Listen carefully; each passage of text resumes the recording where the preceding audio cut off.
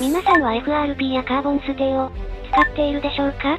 マシンの合成を高めるのはもちろんのこと、ミニ四駆公認競技会規則、通称レギュレーションに、定められたマシンの最大幅105ミリを確保するためにつけている人も多いことでしょう。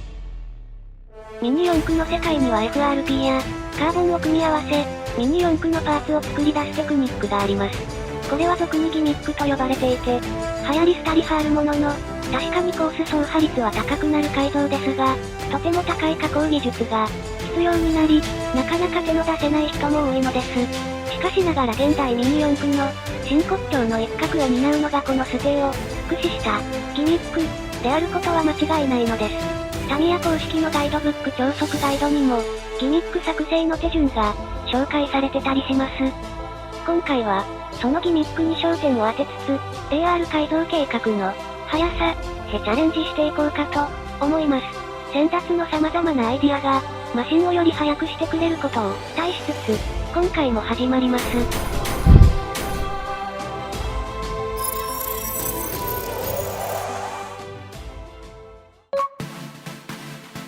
ああ、これも欲しいね。こっちもかっこいいんだけどさ、難しそうだね。こうバカッと開くようにしたいよね。こんにちは。主任さん何やってるんですか？もう回ってますよ。え？お、マジか。こんにちは。見たいものを作る企画主任の僕です。こんにちは。F1 です。で、何が欲しいんですか？主任さん。ギミックだよ、ギミック。FRP やカーボンステーを組み合わせた可変機構。現代ミニ四駆の代名詞。それがギミックだよ。へえ、これってステーを改造して自分で作るグレードアップパーツでしょ？レベル高すぎませんか？高いよね。でもさ、ミニ四駆復帰勢としては欲しいんだよ。自分で作るパーツってのがさ。僕はこのギミックってのを知らないからね。興味ある。そんなもんですかね。そもそもギミックってよく耳にしますがどんなものがあるんですか？FRP やカーボンを使用したものだとざっくり調べてみたよ。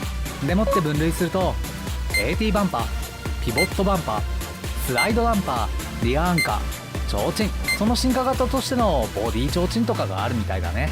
変わったところだと東北ダンパーってのもあるみたいだね。へえ、結構な種類がありますね。さらに取り付ける場所によって例えばフロント AT バンパーとかに細分化されたりするよ。さすが、お家でできる世界最小のモータースポーツ、凝ってますね。で、この中のどれが欲しいやつなんですか？ズバリ AT バンパーだね。オートマチックなんですか？その AT じゃない。じゃ、アトロボス？君いくつなんだ F1 君。オートトラックを略して AT。 こうやってロール方向に稼働するバンパーなんだよ。へえ、これにするとどんな良いことがあるんですか？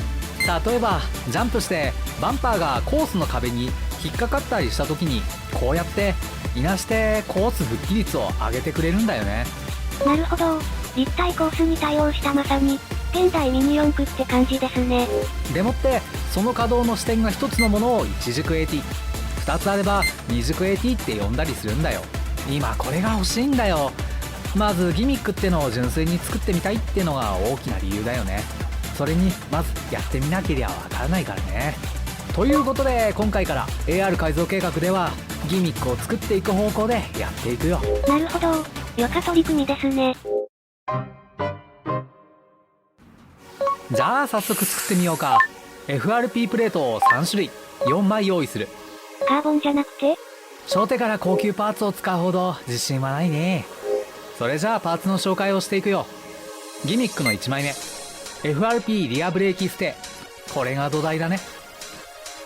ギミックの2枚目スーパー X シャーシー FRP リアローラーステ、ここが可動部だ。ギミックの3枚目 FRP フロントワイドステ、バンパー部分だね。これは2枚使うよ。メインパーツの構成はこんな感じだね。切るところをチェックしながらマスキングテープを貼っていく。1枚目、ここがシャーシ側に固定するビス穴、ここがカットするライン、ここが二軸 AT の支点になるところ。これが完成予想図だね。2枚目、ここが可動部、一番大事なパーツだね。ここがカットするライン、ここが二軸 AT の支点になるところね。これが完成予想図だね。3枚目。これはバンパー部分だから2枚を瞬着3で貼り合わせておくだけ。2枚目と接続するビス穴がここだね。でもってリューターでカット作業。 FRP はガラス繊維でできています。吸い込むと超有害なので、マスクなどの防護措置をしてください。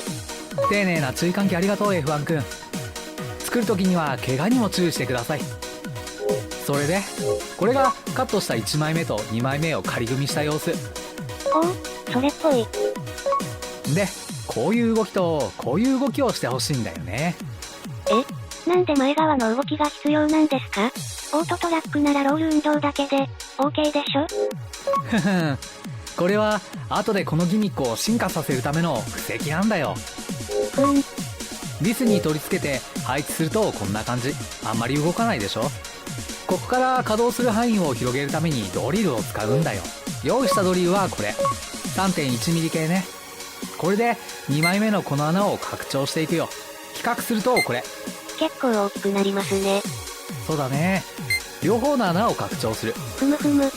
でだ、こっからがこの改造の肝になるんだ。重要なんですね。拡張した穴にザグリを入れていく。方向が大事だからね。やたらめったらザグっちゃダメだよ。ほう、どうして？二軸 AT はロールはしてほしいけどスライドしてほしくないんだよ。ああ、バンパーですからね。だからバンパーとしてグラグラしないようにこっち側はザグらない。今回は前側にも稼働させたいので図で大げさに表すとこんな感じ。上側が大事なので、ロール運動のためにこっち側もザグる。削る反対側には注意だ。なるほど、難しいですね。先は長そうだ。ああ、そうだね。じゃあここいらでお茶にしようか。プリンが冷蔵庫にありましたよ。おう、いいね。手休みしよう。さて続きからいってみよういー。今まで作ってきたこの3枚の FRP が AT バンパーのメインパーツになる。これを重ねてギミックを作るんだけど、どうした F1 君。ギミックの動く部分ってどうなってるんですか？この可動部分のところ。ああ、そうね。これを作るまでは僕にも謎だったんだよ。そっから解説してみよう。サンキュー、主任さん。基本的な可動部分の主要パーツはこれ。六角ナット、スライドダンパースプリング、メタル軸受け、ロックナットでビス。これで動くんだけどビスがバネに引っかかるのが嫌だからカバーするために中にスペーサーを入れたよ。ローラー受け。ここのこの部分を切り取ってある。普通のスペーサーじゃダメなんですか？太さの問題なんだよね。こっちの方が径が小さいんだよ。じゃあイメージ図で組み立て方を見ていこう。まず FRP の1枚目、ビスを下から六角ナットをつけて FRP の2枚目、ローラー受けをカットしたビスカバーを2つ、バネを入れてメタル軸受け、最後にロックナットをつける。これでギミックの可動部分になるわけよ。実際に仮組みしてみる。どうよ。おお、ちゃんと稼働してる。すごい、かっこいいですね。良いですね、うまくいってますね。実はそうでもないんだよね。なんか不安なセリフですね。じゃあ実際にアバンテに組み込んでみよう。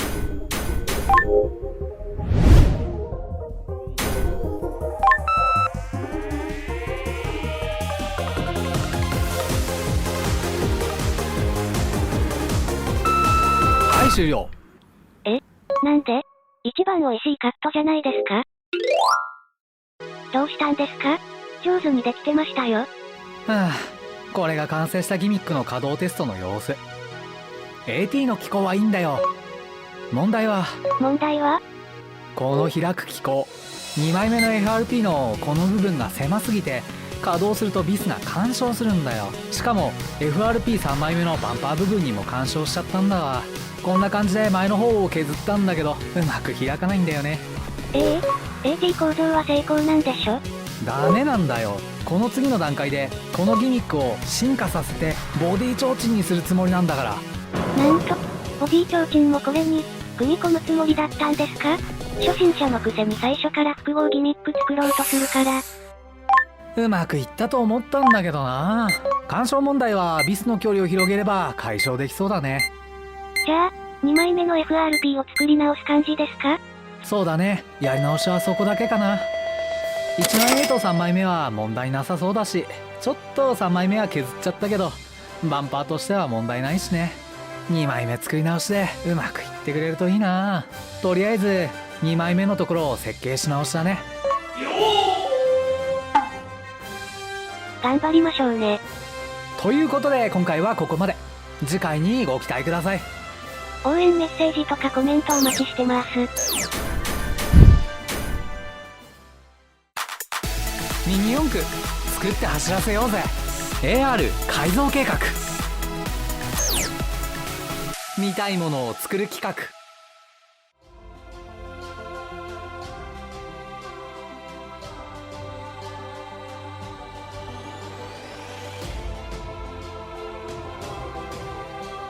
ご視聴ありがとうございました。高評価、チャンネル登録をお願いします。それじゃあ、また次回。